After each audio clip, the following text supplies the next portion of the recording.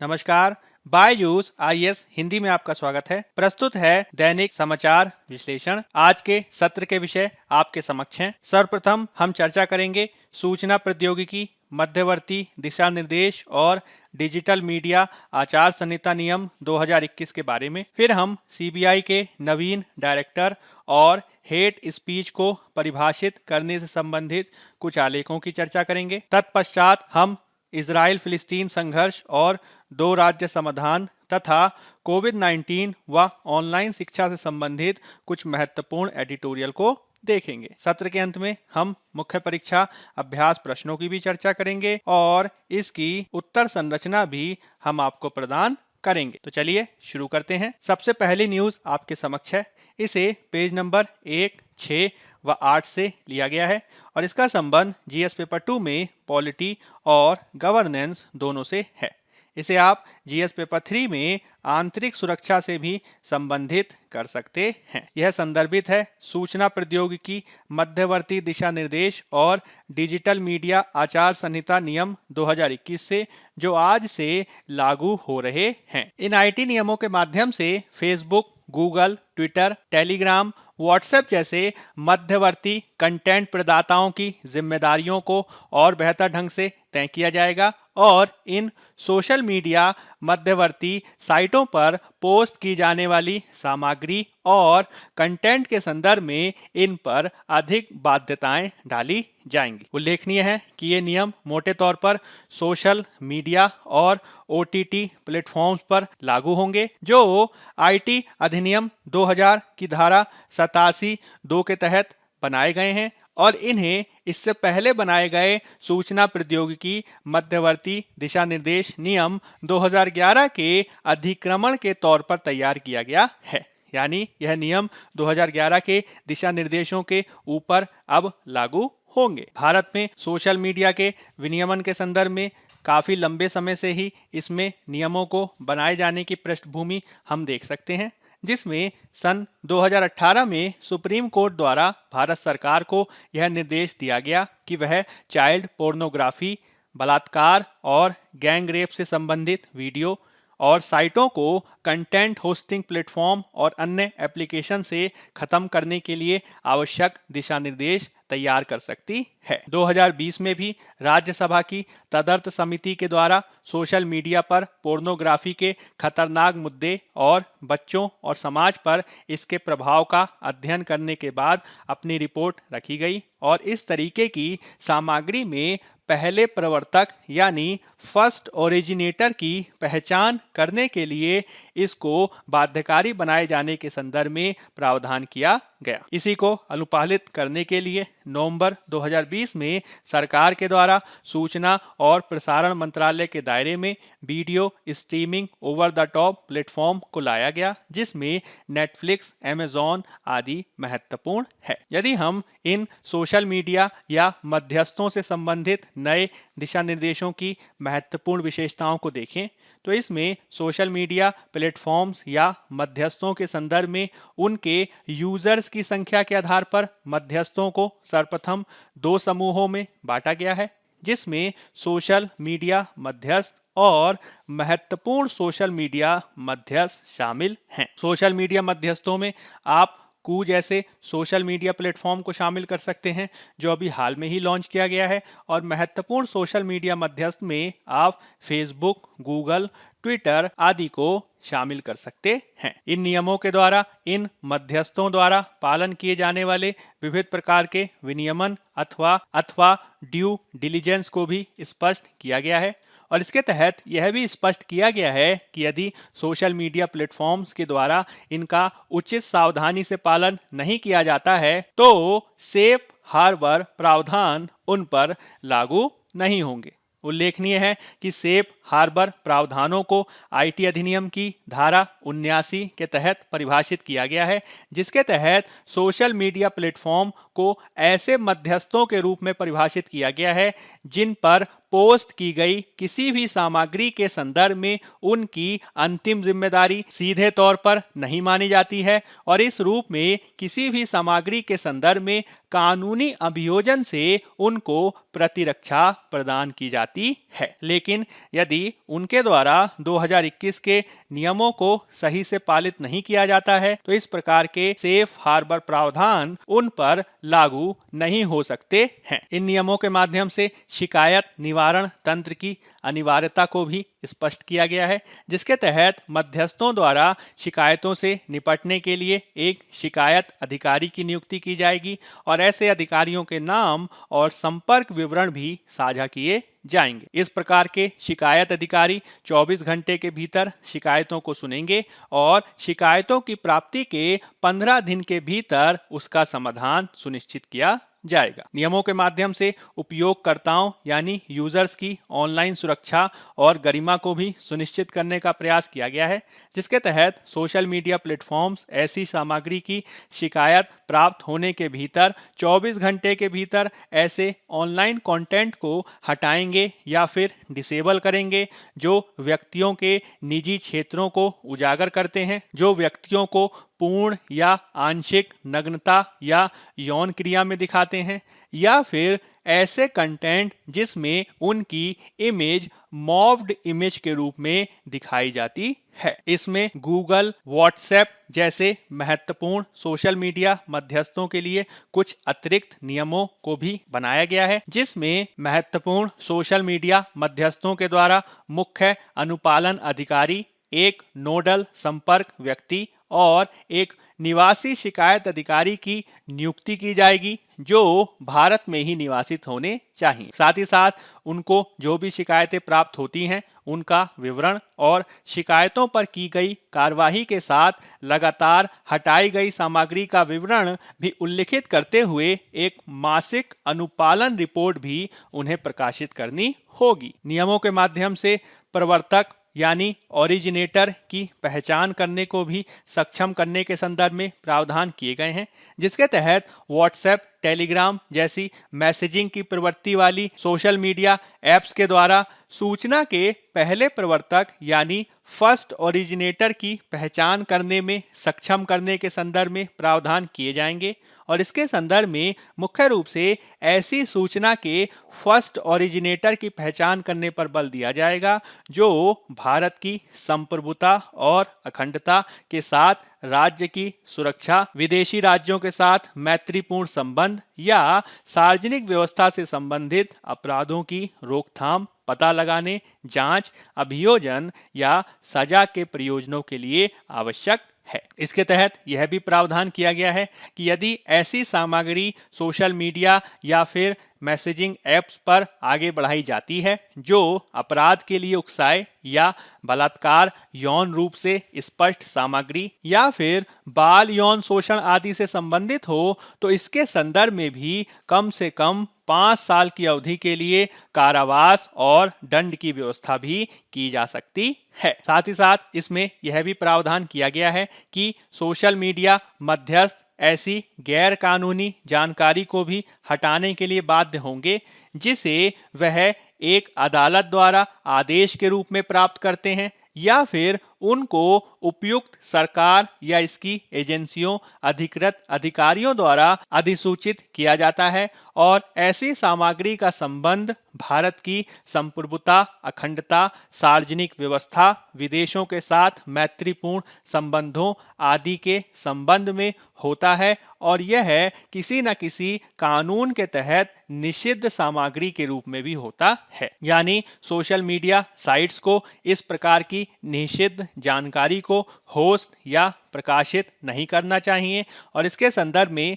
जब भी उन्हें जानकारी इसके संदर्भ में दी जाती है तो ऐसी गैर कानूनी जानकारी को उन्हें हटाने के लिए कार्यवाही करनी होगी। हालांकि हमें यह भी समझना होगा कि इस प्रकार के नियमों के अनुपालन में वर्तमान में अनेक चुनौतियां भी विद्यमान हैं, जैसे कि इन नियमों को फरवरी में ही प्रस्तुत किया गया था और विभिन्न सोशल मीडिया साइट्स और कंपनियों को इसका अंतिम रूप से अनुपालन करने के लिए 3 माह का समय दिया गया था। यह जो अवधि है वह 25 मई को समाप्त हो गई है, किंतु कोरोना की पृष्ठभूमि में अधिकांश कंपनियों द्वारा अभी भी इसका पूर्ण रूप से अनुपालन किया जाना संभव नहीं हो पाया है और कंपनियों द्वारा इसके संदर्भ में अब 6 से 12 महीने की अवधि की मांग की जा रही है। इन नियमों के माध्यम से सरकार द्वारा अनेक क्षेत्रों में नवीन सुधारों को प्रस्तुत किया गया है, किंतु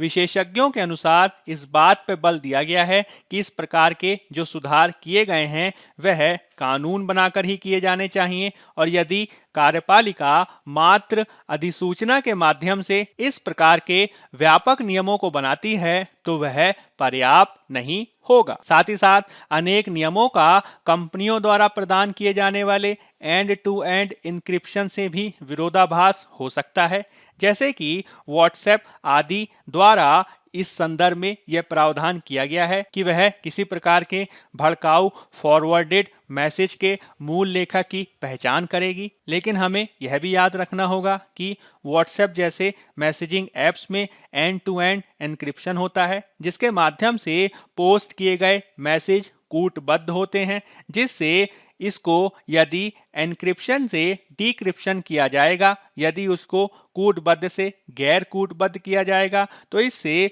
मूल लेखक तक पहुंचना निजता का उल्लंघन देखा जा सकता है। हाल के समय में सरकार और सोशल मीडिया कंपनियों के मध्य विविध प्रकार के विवाद भी देखे गए हैं, जैसे कि ट्विटर पर विवादित हैशटैग्स, व्हाट्सएप की प्राइवेसी पॉलिसी आदि। और विवादों को कम करने के लिए हमें और भी अधिक कार्य करना होगा। यही कारण है कि विशेषज्ञों द्वारा ये सलाह दी जा रही है कि सोशल मीडिया कंपनियों को नियमों का अनुपालन किए जाने के संदर्भ में और अधिक समय दिए जाने की आवश्यकता है। साथ ही साथ इस प्रकार के व्यापक नियमों को बनाए जाने के संदर्भ में और इनको अंतिम रूप से लागू किए जाने के संदर्भ में भी व्यापक परामर्श लिया जाना चाहिए था, और उसके बाद ही इनको अंतिम रूप से प्रकाशित किया जाना चाहिए था। साथ ही साथ सोशल मीडिया कंपनियों की वास्तविक शिकायतों को भी ध्यान में रखना चाहिए और उसी के अनुसार हमें कार्रवाई करने पर बल दिया जाना चाहिए। अब हम बात कर लेते हैं पेज नंबर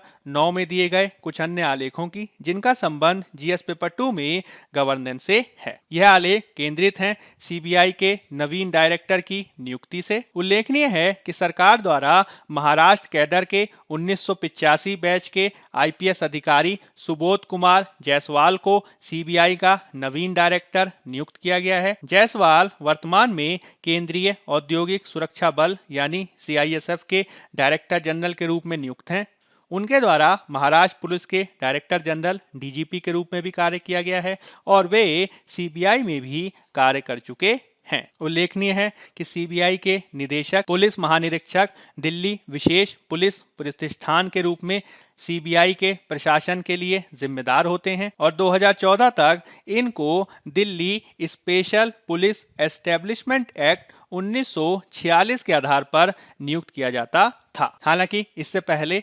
2003 में सुप्रीम कोर्ट द्वारा विनीत नारायण मामले में Delhi special police establishment act को संशोधित किया गया था और इसमें एक समिति जिसमें केंद्रीय सतर्कता आयोग के सदस्य, गृह मंत्रालय, कार्मिक और लोक शिकायत मंत्रालय के सचिव शामिल थे, उनको सीबीआई निदेशक की नियुक्ति के लिए केंद्र सरकार को सिफारिशें भेजनी थीं। 2014 में लोकपाल अधिनियम ने सीबीआई निदेशक की नियुक्ति के लिए एक समिति प्रदान की, जिसका नेतृत्व प्रधानमंत्री द्वारा किया जाता है और इसके अन्य सदस्यों में विपक्ष के नेता या सबसे बड़े विपक्षी दल के नेता और भारत के मुख्य न्यायाधीश या सर्वोच्च न्यायालय के न्यायाधीश शामिल होते हैं। इस पूरी प्रक्रिया में गृह मंत्रालय योग्य उम्मीदवारों की सूची को कार्मिक मंत्रालय को भेजता है और फिर कार्मिक मंत्रालय भ्रष्टाचार विरोधी मामलों की जांच में वरिष्ठता, अखंडता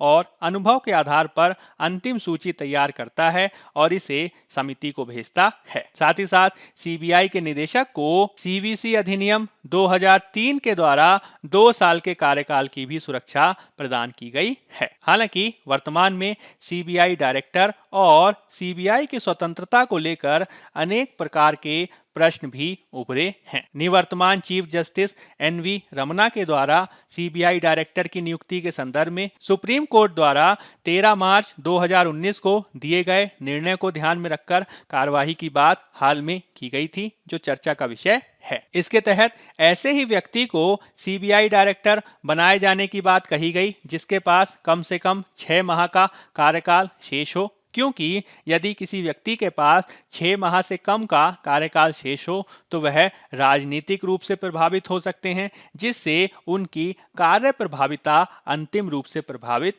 हो सकती है। सीजेआई के द्वारा इसके संदर्भ में प्रकाश सिंह वाद को भी ध्यान में रखा गया, जिसके तहत डीजीपी की नियुक्ति के संदर्भ में नियमों को प्रस्तुत किया गया था और इसे बाद में सीबीआई डायरेक्टर के संदर्भ में भी लागू किए जाने की बात कही गई। हाल ही में जब सीबीआई डायरेक्टर की नियुक्ति की गई तो उस समिति में विपक्षी दल के नेता अधीर रंजन चौधरी के द्वारा भी कुछ प्रश्न उठाए गए जो सीबीआई डायरेक्टर की स्वायत्तता के विषय के संदर्भ में काफी महत्वपूर्ण हैं। जैसे कि उनके द्वारा इस बात को इंगित किया गया कि किस प्रकार से सीबीआई डायरेक्टर की नियुक्ति अंतिम समय पर ही की गई, जबकि सीबीआई डायरेक्टर का पद फरवरी से ही खाली था। साथ ही साथ चौधरी के द्वारा सुप्रीम कोर्ट के अंजलि भारद्वाज बनाम भारत संघ वाद को भी उल्लिखित किया गया, जिसके तहत सुप्रीम कोर्ट ने मुख्य सूचना अधिकारी जैसे प्रमुख केंद्रीय अधिकारियों की नियुक्ति में पूर्ण पारदर्शिता को लागू करने की बात कही। हमें सीबीआई के संदर्भ में या फिर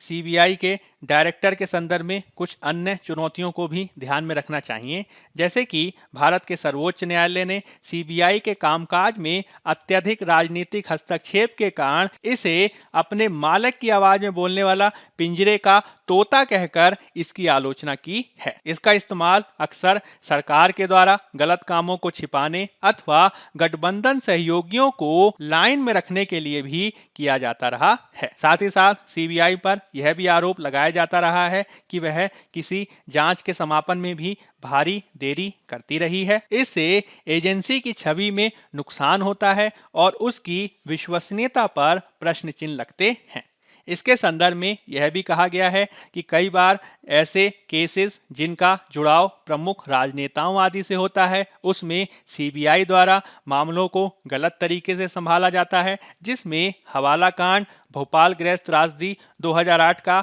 आरुषि तलवार मामला आदि महत्वपूर्ण है। उल्लेखनीय है कि सीबीआई को सूचना के अधिकार अधिनियम के प्रावधानों से भी छूट दी गई है, जिसके चलते इसमें जवाबदेहिता की कमी देखी जाती है और इसमें चूंकि भर्तियां डेप्यूटेशन के आधार पर होती हैं तो इससे सीबीआई के कार्यबल में भी अस्थिरता और कर्मियों की कमी देखी जाती है। सीबीआई जांच के लिए चूंकि राज्य सरकारों की सहमति के अधीन है, इससे भी सीबीआई की जांच की सीमा कई बार सीमित हो जाती है। यह भी हमें ध्यान में रखना होगा कि जब केंद्र सरकार के संयुक्त सचिव और उससे ऊपर के स्तर के कर्मियों की जांच करनी होती है तो इसके संदर्भ में केंद्र सरकार की पूर्व सहमति लेना आवश्यक होती है, जो नौकरशाही के उच्च स्तर पर भ्रष्टाचार का मुकाबला करने में एक बड़ी बाधा है। यही कारण है कि सीबीआई की स्वायत्तता को बेहतर बनाए जाने के संदर्भ में समय समय पर सुझाव दिए जाते हैं, जिसमें यह कहा जाता है कि सीबीआई को सरकार के प्रशासनिक नियंत्रण से अलग रखने के प्रावधान किए जाने चाहिए और साथ ही साथ इसको इलेक्शन कमीशन अथवा कैग के समान ही संवैधानिक दर्जा अथवा सांविधिक दर्जा प्रदान किए जाने के संदर्भ में भी प्रयासों को हमें करना होगा। इसके संदर्भ में कार्मिक लोक शिकायत कानून और न्याय संबंधी विभाग संबंधी संसदीय स्थायी समिति की 24वीं रिपोर्ट भी महत्वपूर्ण है, जिसने सीबीआई के मानव संसाधन विकास को बेहतर करने, सीबीआई में बेहतर अवसंरचना में निवेश करने और इसकी जवाबदेहिता को और बढ़ाए जाने के संदर्भ में महत्वपूर्ण रूप से अनुशंसाएं की थी। समय समय पर अलग अलग समितियों के द्वारा इसके संदर्भ में अलग कानून बनाए जाने की आवश्यकता पर भी बल दिया गया है, जिसके तहत इस बात पर बल दिया गया है कि जिस प्रकार से वर्तमान में CBI Delhi special police establishment act आदि से शक्तियां प्रदान करती है,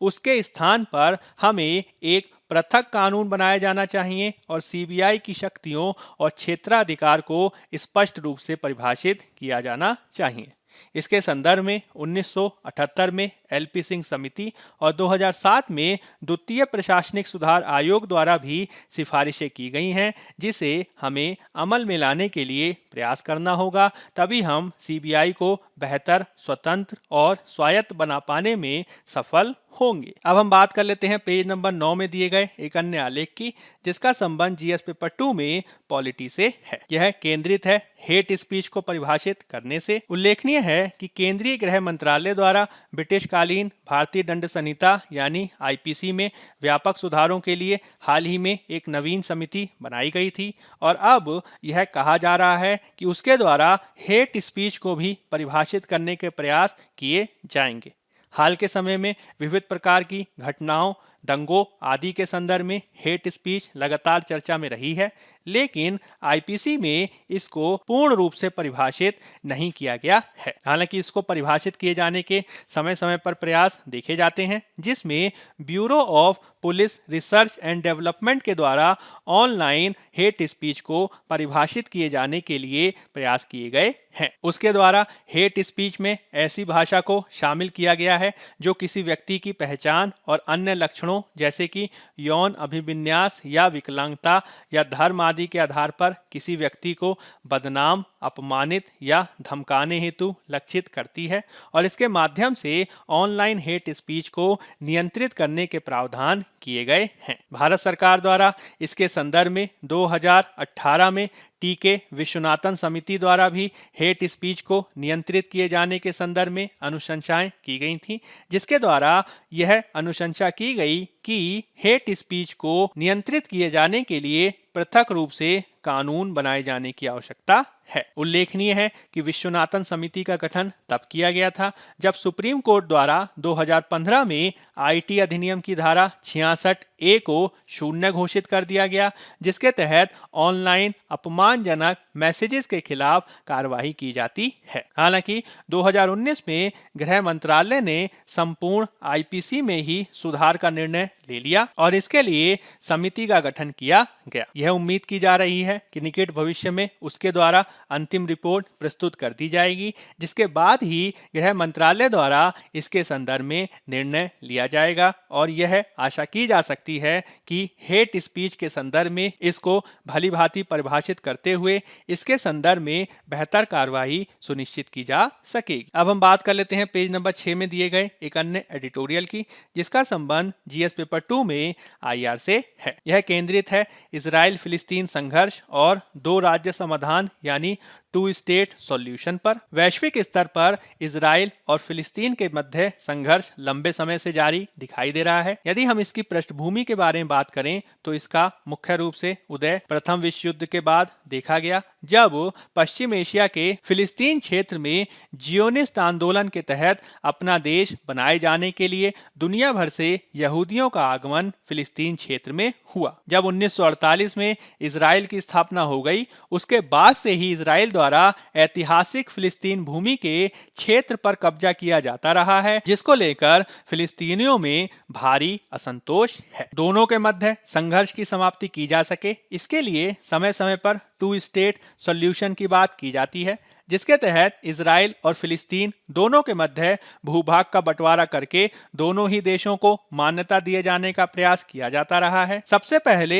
यह प्रस्ताव 1937 में रखा गया था और उसके बाद 1947 में संयुक्त राष्ट्र द्वारा भी फिलिस्तीन की विभाजन योजना के तहत इसे प्रस्तुत किया गया था। हालांकि अनेक बार इसको स्वीकार नहीं किया जाता है और फिलिस्तीनी भी वर्तमान में इसे स्वीकार नहीं कर रहे हैं। फिलिस्तीन द्वारा इजराइल पर यह आरोप लगाया गया है कि किस प्रकार से 1948 और उसके बाद से फिलिस्तीन में उसके द्वारा अपने भौगोलिक विस्तार को किया गया है, जिससे फिलिस्तीनियों के पारंपरिक अधिकारों का उल्लंघन हुआ है। विशेषज्ञों के अनुमानों के अनुसार इजराइल के द्वारा लगभग 80% ऐतिहासिक फिलिस्तीन भूमि पर नियंत्रण किया जा चुका है तथा 10 लाख से अधिक फिलिस्तीनी जनसंख्या का उसके द्वारा निर्जातीय संहार भी किया गया है। 1967 में जब युद्ध हुआ था तो इस प्रकार के निर्जातीय संघर्ष को और आगे बढ़ाया गया और इजराइल पर यह आरोप लगाया गया है कि इस काल में उसके द्वारा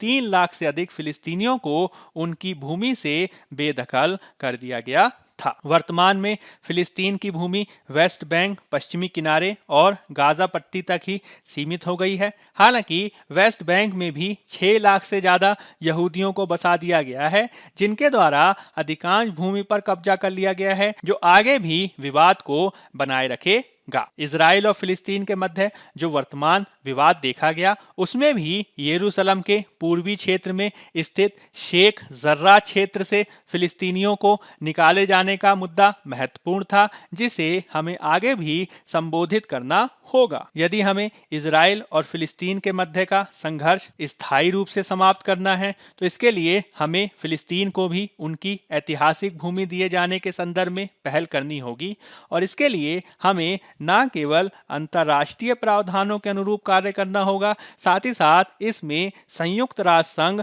के द्वारा भी अग्र सक्रियता के आधार पर कार्यवाही और भागीदारी करनी होगी। तभी इसके संदर्भ में एक अंतिम निष्कर्ष तक हम बेहतर ढंग से पहुंच पाने में सफल होंगे। अब हम बात कर लेते हैं पेज नंबर 7 में दिए गए एक अन्य एडिटोरियल की, जिसका संबंध जीएस पेपर 2 में एजुकेशन यानी शिक्षा क्षेत्र से है। यह केंद्रित है कोविड-19 के काल में ऑनलाइन शिक्षा से। भारत में कोविड-19 महामारी के पश्चात ही उच्च शिक्षा क्षेत्र में ऑनलाइन शिक्षा को बढ़ावा दिया गया है। हालांकि अभी भी इसे पूर्ण रूप से लागू नहीं किया जा सका है, जिसके लिए हमें और कार्य करना होगा। भारत सरकार द्वारा शिक्षा क्षेत्र में 2020-21 में जीडीपी के अनुपात में 3.2% खर्च किया गया है। हालांकि खर्च को बढ़ाए जाने के बावजूद ऑनलाइन शिक्षा के लिए चूंकि पहले से तैयारी और नियोजन नहीं किया गया, इसके चलते विशेष रूप से राज्य आदि के विश्वविद्यालयों में ऑनलाइन शिक्षा की स्थिति काफी अच्छी नहीं है। हमें यह भी ध्यान रखना होगा कि जब हम बात करते हैं ऑनलाइन शिक्षा की, तो इसमें केवल और केवल कंटेंट को प्रदान करने से ही इसका बेहतर समाधान नहीं किया जा सकता है, अपितु इसमें न केवल हमें नवाचारी उपायों को बढ़ाने के लिए प्रयास करना होगा, साथ ही साथ इसमें हमें राज्य विश्वविद्यालयों आदि में इंटरनेट की उपलब्धता पर भी बल देना होगा। जैसे कि 2018-19 की उच्च शिक्षा पर अखिल भारतीय सर्वे की रिपोर्ट बताती है कि भारत में 993 विश्वविद्यालय, 39,931 कॉलेज, 3.73 करोड़ विद्यार्थी और 14.16 लाख टीचर्स हैं। उन सभी को ऑनलाइन शिक्षा के लिए तैयार किया जा सके, इसके लिए अभी से नियोजन के साथ कार्य करना होगा। इसमें हमें आईटी टूल्स के विकास के साथ ही उचित प्लेटफॉर्म, डिवाइसेस और ट्रेनिंग पर बल देना होगा, और इसमें 25 लाख से अधिक सामाजिक आर्थिक रूप से पिछड़े वर्गों से संबंधित विद्यार्थियों के लिए भी ऑनलाइन शिक्षा का बेहतर प्रावधान करने के लिए कार्य करना होगा। इसमें हमें 15वें वित्त आयोग के सुझावों के अनुसार भारत में एकेडमिक्स के क्षेत्र में ऑनलाइन शिक्षा को बेहतर करने के लिए online courses, massive online courses के साथ ही direct to home content, digital classroom और सामाजिक आर्थिक रूप से पिछड़े विद्यार्थियों को लैपटॉप, टैबलेट उपलब्धता कराने के लिए प्रयास करना होगा। तभी कोविड-19 की महामारी में जो हम ऑनलाइन शिक्षा के क्षेत्र में डिजिटल डिवाइड देख रहे हैं, उसको हम बेहतर तरीके से पाठ पाने में सफल होंगे। अब हम बात कर लेते हैं मुख्य परीक्षा अभ्यास प्रश्न की। पहला प्रश्न है, नई सूचना प्रौद्योगिकी मध्यवर्ती दिशा निर्देश और डिजिटल मीडिया आचार संहिता नियम 2021 पर एक लेख लिखें। साथ ही गैर अनुपालन के संभावित परिणामों की भी जांच करें। 15 अंक 250 शब्द। दूसरा प्रश्न है, हाल ही में सीबीआई डायरेक्टर की नियुक्ति में हुए वाद विवाद की पृष्ठभूमि में सीबीआई और सीबीआई डायरेक्टर की स्वायत्तता से संबंधित प्रमुख मुद्दों की पहचान करें। 15 अंक 250 शब्द। पहले उत्तर की संरचना की भूमिका में आप नवीन आईटी नियमों 2021 का सामान्य परिचय देंगे और फिर आप नियमों के प्रमुख प्रावधानों की व्याख्या करेंगे। तत्पश्चात इसमें आप मध्यवर्तियों और सोशल मीडिया कंपनियों की भूमिका को स्पष्ट करेंगे और नियमों के अनुपालन की प्रमुख चुनौतियों को भी इंगित करेंगे। फिर आप अग्रगामी सुझावों को प्रस्तुत करेंगे और इस प्रकार से एक उपयुक्त सकारात्मक निष्कर्ष देते हुए अपने उत्तर को पूर्ण करेंगे। दूसरे उत्तर की संरचना की भूमिका में आप सीबीआई डायरेक्टर का संक्षिप्त परिचय देते हुए इसकी नियुक्ति प्रक्रिया को संक्षेप में स्पष्ट करेंगे और फिर आप इसकी नियुक्ति प्रक्रिया में हाल में हुए वाद विवाद को संक्षेप में व्याख्यायित करेंगे। फिर आप सीबीआई और सीबीआई डायरेक्टर की स्वायत्तता से संबंधित कुछ प्रमुख मुद्दों को व्याख्यायित करेंगे और इसके संदर्भ में विभिन्न समिति आदि द्वारा दिए गए सुझावों की भी चर्चा करेंगे। उसके बाद आप एक उपयुक्त सकारात्मक निष्कर्ष प्रस्तुत करेंगे और इस प्रकार से आपका उत्तर पूर्ण होगा। बायजूस आईएएस हिंदी के आज के इस अंक के माध्यम से हमने अधिक से अधिक तथ्यों और संकल्पनाओं की आपके साथ चर्चा की। यदि आपको हमारे द्वारा प्रस्तुत की गई पहले पसंद आ रही हैं तो अधिक से अधिक लाइक, शेयर और सब्सक्राइब करें। आज के अंक में फिलहाल इतना ही। धन्यवाद।